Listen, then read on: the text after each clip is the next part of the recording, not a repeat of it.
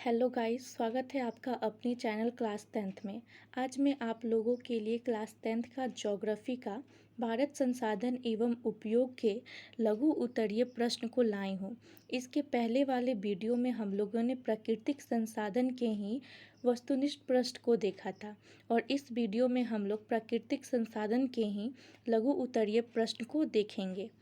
Video शुरू करने से पहले अगर आपको वीडियो अच्छा लगता है तो वीडियो को लाइक कीजिए, शेयर कीजिए और चैनल को सब्सक्राइब कीजिए। तो चलिए हम अपना वीडियो स्टार्ट करते हैं।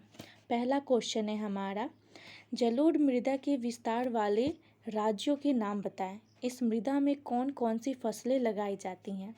तो सबसे पहले हमें जानते हैं कि जलोढ़ मृदा क्या होता है। ठीक है, तो जलोढ़ मृदा जो होती है, नदियों द्वारा लाकर बिछाई गई जो मृदा होती हैं उन्हें ही हम जलोढ़ मृदा कहते हैं। और जलोढ़ मृदा जो है वो भारत में विस्तृत रूप में पाया जाता है और ये काफ़ी उपजाऊ भी होते हैं कृषि के लिए। और ये भारत में जो है 6.4 हेक्टेयर में फैला हुआ है।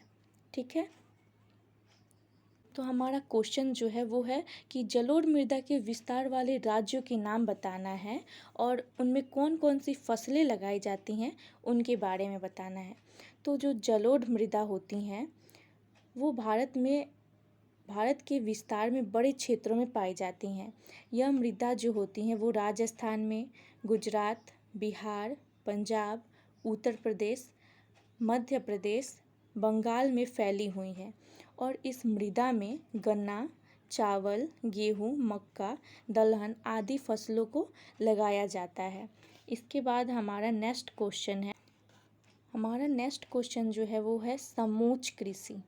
ठीक है, समोच्च कृषि से आप क्या समझते हैं?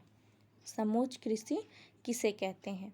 तो समोच्च कृषि जो होती है वो पर्वतीय क्षेत्रों में मृदा अपरदन को रोकने के लिए समोच्च कृषि की जाती है।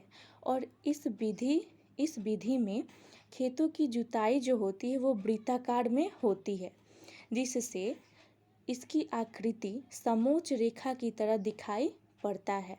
इसलिए इस प्रकार की कृषि को समोच्च कृषि कहा जाता है।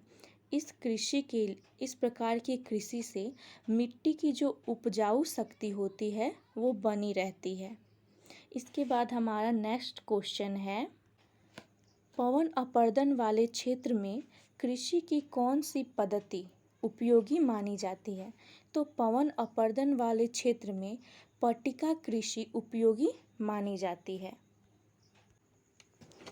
और इस प्रकार की कृषि में फसलों के बीच घास की पट्टियाँ उगाई जाती हैं ताकि पवन द्वारा मिट्टी उसके मूल स्थान से दूसरे स्थान पर एकत्रित न हो।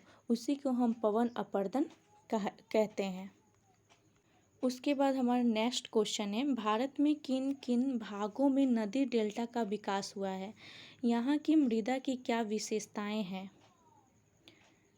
तो यहाँ पर इसका आंसर है, पूर्वी तटीय मैदान में स्थित महानदी, कृष्णा और गोदावरी आदि नदियों में डेल्टा का विकास हुआ है।